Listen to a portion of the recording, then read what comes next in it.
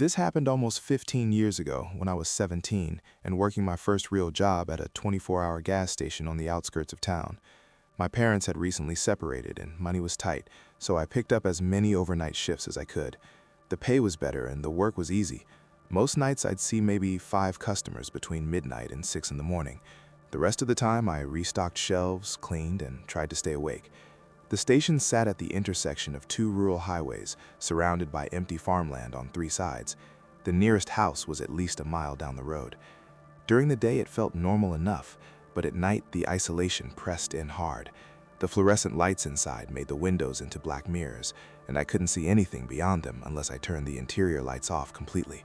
I rarely did that. The job came with a German shepherd named Duke who lived in a small fenced yard behind the building. My boss said Duke was trained as a guard dog and that his presence kept trouble away. I liked Duke. During my breaks, I'd go out back and throw a tennis ball for him or bring him scraps from the hot food station. He was calm and focused, always watching the perimeter. It made me feel safer knowing he was there. One night in late October, around 2 in the morning, a guy came in and bought a pack of cigarettes and an energy drink. He looked to be in his early 20s, clean cut, wearing a college hoodie and jeans. He made small talk while I rang him up, asking how long I'd been working there and if I went to school nearby. I told him I was still in high school and worked nights to help my mom with bills. He nodded and said that was admirable. Then he asked if I ever got scared working alone out here. I shrugged and said not really, that it was quiet and nothing ever happened. He smiled at that, paid, and left. I didn't think much of it. People asked questions like that all the time. A week later, he came back, same time of night, bought the same things. This time he lingered a little longer, asking if I remembered him. I said I did. He introduced himself as Ryan and said he lived about 20 minutes away and often drove through on his way home from visiting friends.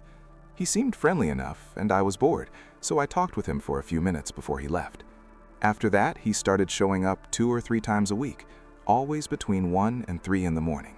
The conversations got longer. He'd ask about my family, my plans after graduation, what I liked to do when I wasn't working. He told me he was a sophomore at the state college and studying business. He never did or said anything overtly strange, but something about the visits started to feel off. The timing was too consistent. The questions felt rehearsed. And there was the way he looked at me sometimes, like he was studying me rather than just talking. One night in mid-November, Ryan came in wearing the same clothes he'd worn during his last 3 visits. The same hoodie, same jeans, same shoes. I noticed because I'd started paying closer attention. When I mentioned it jokingly, he laughed it off and said he didn't have much of a wardrobe. Then he asked if I'd ever thought about hanging out outside of work. The question landed wrong. Too familiar, too presumptuous. I told him I didn't really have time and that I didn't know him well enough for that. He said he understood, but that he thought we had a connection. That word made my skin crawl. The way he said it, with this quiet certainty, like he'd already decided something about us that I had no say in. I told him I needed to get back to work, and he left without buying anything. The door chimed as he walked out, and I watched through the window as he got into his car. He sat there for a moment, hands on the steering wheel, staring straight ahead. Then he drove away. He didn't come back for almost 2 weeks. I thought maybe he'd gotten the message and moved on. I let myself relax. I stopped jumping every time the door chimed. I stopped checking the parking lot every few minutes. Then one night my manager called and said she'd be stopping by around 4 in the morning to drop off some inventory paperwork I needed to sign. She showed up right on time, and as we stood at the counter talking, she asked if I'd noticed anyone hanging around the property lately. I asked why.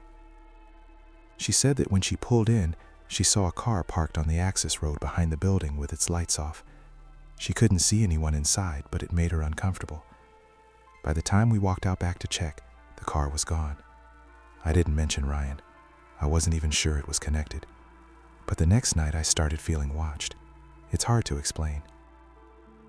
I'd be stocking shelves or wiping down the counters and I'd get this prickling sensation on the back of my neck, like someone was staring at me through the windows. I'd turn and look, but there was nothing out there, just darkness and my own reflection staring back. The fluorescent lights turned the windows into mirrors, and I hated it. I felt exposed and blind at the same time. I started keeping a tire iron under the counter, tucked next to the register where I could reach it quickly. I didn't tell anyone. It felt paranoid. Around that same time, Duke's behavior changed. He'd always been calm and quiet, but suddenly he was agitated. He paced the fence line and barked at nothing I could see. Some nights he'd stare at the tree line on the north side of the property and growl low in his chest, the sound vibrating through the still air. I went out to check on him during one of my breaks and found him pressed against the far corner of the fence, hackles raised, staring into the dark. I followed his gaze but saw nothing except the vague shapes of trees swaying in the wind. I brought him extra food and stayed with him longer than usual, but he wouldn't settle. His body was tense, coiled, like he was ready to lunge at something just out of sight. The next morning, when my replacement arrived, I mentioned Duke's behavior. He said he'd noticed it too during his evening shifts and had already told our boss. She said she'd have someone come check the property for coyotes or other animals that might be spooking him. A few days later, Ryan came back. It was just after midnight. He walked in, didn't buy anything, and stood near the magazine rack pretending to browse. I asked if he needed help finding something. He said no, that he just wanted to see how I was doing. His voice was soft, almost gentle, but there was something underneath it that made my stomach turn. I told him I was fine and that I had work to do. He stayed for another 10 minutes, saying nothing, just standing there flipping through a car magazine without really looking at it. I could feel his eyes on me every time I moved. Finally, he put the magazine back and left. I watched through the window as he got into his car. He didn't drive away. He sat there in the parking lot with the engine off for at least half an hour. I called my manager and told her what was happening. My voice shook when I explained. She said to lock the doors and call the police if he tried to come back inside or didn't leave soon. Eventually, he started the car and drove off, but the damage was done. I was rattled. I kept the doors locked for the rest of the shift and jumped every time a car passed on the highway. I checked the parking lot compulsively, scanning for his car, for any car that might be him. The hours crawled by, and I didn't relax until the sun started to rise. 2 nights after that, I arrived for my shift and found something wrong with Duke. He was lying in the middle of his yard, barely moving. I ran over and unlocked the gate. He lifted his head when I knelt beside him, but didn't try to stand. His breathing was shallow and labored. His gums were pale, and his eyes looked unfocused. There was vomit in the corner of the yard, thick and dark. I called my boss immediately, my hands shaking so hard I could barely hold the phone. She told me to take him to the emergency vet clinic in town and that she'd cover the cost. I loaded him into my car, cradling his heavy head in my lap as I maneuvered him into the back seat. He whined softly, a sound I'd never heard from him before. The vet said it looked like poisoning, possibly from antifreeze or something similar. They said he must have ingested a significant amount. They kept him overnight for treatment, running fluids and activated charcoal through his system. The vet tech told me he was lucky I'd found him when I did. A few more hours and he wouldn't have made it. When I got back to the station, the sun was coming up and my replacement was already there. I didn't work the next 2 nights because I couldn't stop thinking about Duke. Someone had poisoned him. It wasn't an accident. Our property was fenced and gated. The food and water bowls were inside the fence. Whoever did it had to have climbed over or reached through and done it deliberately. My boss filed a police report, but without witnesses or cameras, there wasn't much they could do. They said it was probably just vandals or someone with a grudge. I knew better. When I came back for my next shift, my boss had installed a cheap security camera above the front door. It didn't cover the back of the property where Duke's yard was, but it was something. Duke was still at the vet, recovering, and the station felt more isolated without him. The silence was heavier. I kept listening for his bark, for the familiar sound of him patrolling the fence, but there was nothing. Around 2 a.m, Ryan's car pulled into the parking lot. My heart started pounding the moment I recognized the shape of it under the parking lot lights. He sat in the car for a few minutes, just sitting there, and I knew he could see me through the window. Then he got out and walked toward the door. I didn't unlock it. He knocked on the glass and smiled, the same easy smile he'd worn during those first visits. I shook my head and pointed to the sign that said, "I reserve the right to refuse service." His smile faded. He knocked again, harder this time, the sound sharp and insistent. I pulled out my phone and held it up so he could see I was ready to call the police. He stared at me for a long moment, his expression unreadable, then turned and walked back to his car. But he didn't leave. He parked at the far edge of the lot facing the building and stayed there for the rest of my shift. I called the police. They sent an officer out around 4 a.m. By the time he arrived, Ryan was gone. The officer took my statement and said they'd increase patrols in the area, but unless Ryan actually did something illegal, there wasn't much they could do. Sitting in a public parking lot wasn't a crime. I told the officer about Duke, about the car my manager had seen parked out back. about Ryan's previous visits and the uncomfortable questions. He wrote it all down and said he'd follow up, but I could tell he didn't think it was a priority. After he left, I sat behind the counter with the tire iron in my lap and watched the empty highway. The sun came up an hour later. I was exhausted and my hands wouldn't stop shaking. When my replacement arrived, I told him everything. He said I should quit, that no job was worth this kind of stress. I didn't have that luxury. I needed the money. But I did ask my boss if I could switch to evening shifts instead of overnights. She said she'd see what she could do. For the next week, I worked 6 p.m. to midnight, and Ryan didn't show up. I started to think maybe the police visit had scared him off. Duke came back, still weak but recovering. I spent extra time with him during my breaks, and he seemed happy to see me. Then one night, 3 days before Thanksgiving, I stayed late to help close out the register because the overnight guy called in sick. My boss said she'd work the shift herself and that I could head home once we finished the paperwork. It was just after 1 in the morning when I walked out to my car. The parking lot was empty, except for my boss's truck and my sedan. The air was cold and damp, and a light fog had settled over the fields. I unlocked my car and was about to get in when I noticed something tucked under the windshield wiper, a folded piece of paper. My stomach dropped. I pulled it out and opened it with trembling fingers. Written in neat block letters were 4 words: "I know where you live." I went back inside and showed my boss the note. Her face went pale. She called the police immediately, and this time they sent 2 officers, and they took it seriously. They bagged the note as evidence and checked my car for tampering, looking under the hood and beneath the chassis with flashlights. They asked detailed questions about Ryan, took down his description and the make and model of his car, and said they'd look into him. One of the officers followed me home to make sure I got there safely. His headlights stayed behind me the entire drive, and I kept checking my rearview mirror, paranoid that Ryan might be following somewhere further back. My mom was still awake when I walked in, and I told her everything. She was furious that I hadn't said something sooner. She wanted me to quit immediately, but I convinced her to let me at least finish out the week while we figured out another solution. The next day, a detective called and asked me to come down to the station. When I got there, he told me they'd identified Ryan. His real name was Aaron Pruitt. He was 31 years old, and he didn't go to college. He had a record, multiple charges for stalking, harassment, and trespassing over the past 8 years. He'd served 2 short jail sentences and had recently been released on probation. The detective said they'd gone to his last known address, but he wasn't there. His probation officer hadn't seen him in weeks. They put out a bulletin for his car and told me to be careful, to vary my routine, and to call immediately if I saw him again. I didn't go back to work.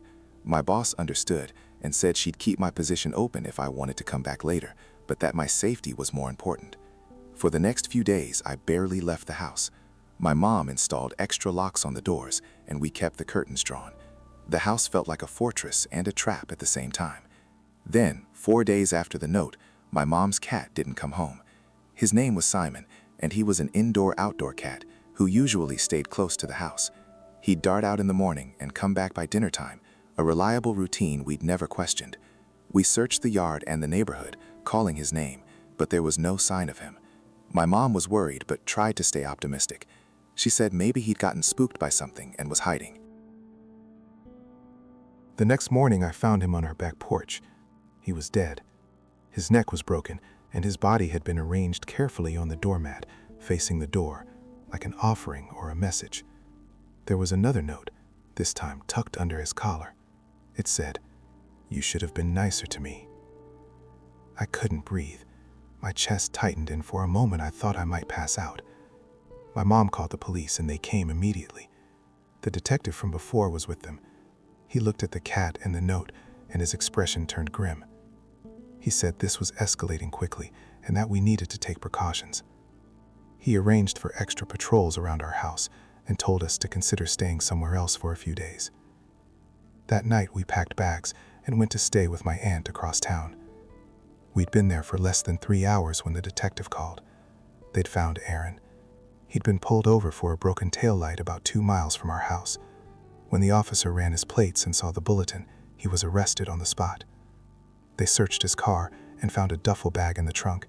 Inside were zip ties, duct tape, a knife, a pair of gloves, and a Polaroid camera. There was also a notebook filled with handwritten entries about me, my schedule, my address, descriptions of my car and my mom's car, notes about when we came and went. He'd been watching us for weeks, maybe longer. The detective said that based on the contents of the bag and the escalating pattern of behavior, they believed he'd been planning something more serious. I never saw Aaron again. He took a plea deal and was sentenced to 12 years. The terms of the deal required him to stay away from me and my family permanently. I didn't go back to the gas station. I finished high school, went to college, and tried to move on. But some things stay with you. It's been almost 15 years, and I still think about it more than I'd like to admit. Not every day, but often enough. Certain things trigger it. Working late at night, seeing someone loitering in a parking lot, the sound of a dog barking frantically at something I can't see, the sight of a folded note under a windshield wiper. For a long time, I blamed myself for not recognizing the danger sooner, for engaging in those early conversations, for not trusting my instincts when they told me something was wrong. My therapist helped me work through that. She said predators like Aaron are skilled at making their targets feel comfortable, at slowly normalizing behavior that should set off alarm bells. That's how they operate. They test boundaries incrementally, carefully watching how you respond, adjusting their approach based on what works. A few years after he was sentenced, I learned more about his history. The detective stayed in touch and would update me occasionally, especially when new information came to light. Aaron had at least 4 other victims before me, all young women, all in similar circumstances. One had been a waitress at a diner, another worked at a convenience store, another at a laundromat. He targeted women who worked alone in isolated places during late hours. The pattern was disturbingly consistent. 2 of the previous victims had also reported dead or injured pets. One woman's dog had been poisoned, just like Duke. Another found her cat with a broken leg in her backyard. The pattern was clear in hindsight, but at the time each victim thought they were dealing with something random, not connected. That's the thing that haunts me most. The system knew about him. He'd been arrested multiple times. He'd served time. He was on probation. And yet he was still out there, still able to target vulnerable women, still escalating. One of his earlier victims tried to get a restraining order and was told there wasn't enough evidence. Another reported him to his probation officer and nothing happened. The system failed them, and it nearly failed me. I was lucky. If that officer hadn't pulled him over for a broken taillight, if they hadn't searched his car, I don't know how that night would have ended. The contents of that duffel bag made it clear what he'd been planning. I don't let myself think too much about the specifics. Duke made a full recovery, by the way. My boss ended up keeping him as a pet rather than a guard dog after everything that happened. She said he deserved a quieter life, and I agreed. I visited him a few times over the years, and he always remembered me, his tail wagging the moment he saw me. He passed away about 5 years ago, and I cried harder than I expected. I owe him a lot. His agitation, his warning signs, they told me something was wrong even when I was trying to convince myself everything was fine. Animals know. They sense things we try to rationalize away. These days, I'm more careful. I don't work jobs that require me to be alone late at night. I trust my instincts when someone makes me uncomfortable. I don't worry about being rude or hurting someone's feelings if they're crossing boundaries. Politeness is not worth your safety. And I tell this story whenever it feels relevant, because I know there are other people out there in similar situations who might not realize how much danger they're in. The signs are usually there. You just have to be willing to see them and take them seriously. I hope Aaron stays in prison for his full sentence. I hope he never gets the chance to do this to anyone else. But I also know the system isn't perfect, and that knowledge sits in the back of my mind like a weight I can't put down. All I can do is stay aware, stay safe, and remember how easily things could have gone differently. I think about Simon sometimes. My mom buried him in the backyard and planted flowers over the spot. She never got another cat. I think the loss affected her more deeply than she let on, not just because of Simon himself, but because of what his death represented. The violation, the cruelty, the message that nowhere was safe.